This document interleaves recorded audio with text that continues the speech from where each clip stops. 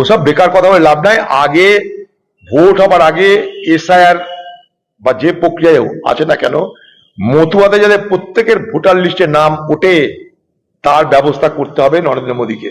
সেই জন্য আমি চিঠিও দিয়েছি ভারত সরকারের কাছে, সেই জন্য আমি চিঠিও দিয়েছি ভারতবর্ষের গৃহমন্ত্রীর কাছে। এটা সহজ কাজ।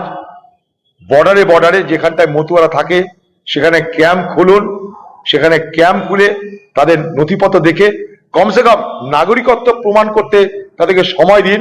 কিন্তু নাগরিকত্ব প্রমাণের জন্য তারা যেন ভোটার লিস্ট থেকে তাদের নাম বাদ যায় তার গ্যারান্টি এবং তার ব্যবস্থা করে ভোটার লিস্টের নাম তুলে নিন। একটা লোককে ভোটার লিস্টের নাম তুলে নেওয়ার পর তার নাগরিকত্ব প্রমাণের জন্য তাকে রেখে দিন, পেন্ডিং করুন, ওটা কোনো অসুবিধা নেই তাতে। তার জন্য পার্লামেন্টে আইন আনতে পারতো। পার্লামেন্টে আইন না আনতে পারলেও যখন পার্লামেন্ট থাকে না তখন অর্ডিন্যান্স জারি করা যায়। অর্ডিন্যান্স জারি করে তাদের নাগরিকত্বের বিষয়টা থাক পেন্ডিং রেখে তাদের এই মুহূর্তের ভোটার লিস্টের নাম তুলে দেওয়া দরকার। কারণ তারা এখানকার স্থানীয় আদিবাসী হয়ে গেছে, সবাই জানে এটা। তাদের ভোটার কার্ড, আইডি কার্ড, তাদের শিডিউল কাস্ট সার্টিফিকেট সবকিছু আছে, তাদের পাসপোর্ট সবকিছু আছে। অতএব এখানকার মতুয়াদের কোনো কারণেই ভোটার লিস্ট থেকে নাম বাদ করবার কোনো অবকাশ থাকা উচিত নয় বলে আমি মনে করি।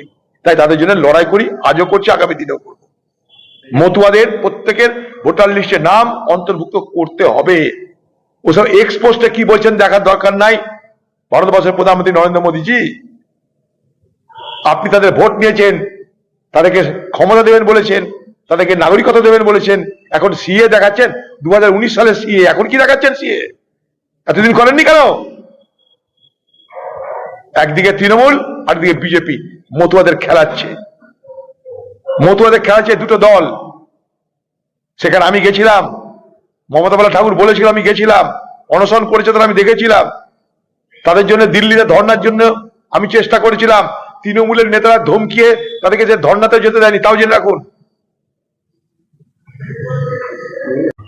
ঠিকই বলেছে তো, পশ্চিমবঙ্গের মানুষ বলছে, সারা পৃথিবীর ফুটবল প্রেমী মানুষ বলছে এটা, কিন্তু এটার নাম পশ্চিমবঙ্গ। এই পশ্চিমবঙ্গে ফুটবলই হোক, ক্রিকেটই হোক, সব জায়গাতে তৃণমূলের রংবাজি চলবে, তৃণমূলের এখানটাই ঔদ্ধত্য চলবে, তৃণমূলের ইচ্ছা অনিচ্ছা চলবে। আজকে যারা খেলা আয়োজনকারী তারা বলছে মাঠে যতটা টিকিট দেওয়া দরকার তার থেকে 3 গুণ টিকিট আমাকে বেশি দিতে হয়েছে, তার কারণ তৃণমূলের নেতাদের ধমকানি। তো দিদি, আপনি যা শিখিয়েছেন আপনার ভাইরা তাই করছে। সেখানটাই একটা লোককে পুলিশ গ্রেপ্তার করেছে, বাকি কাউকে তো গ্রেপ্তার করা হবে না, বাকি কেউ গ্রেপ্তারও হবে না। কারণ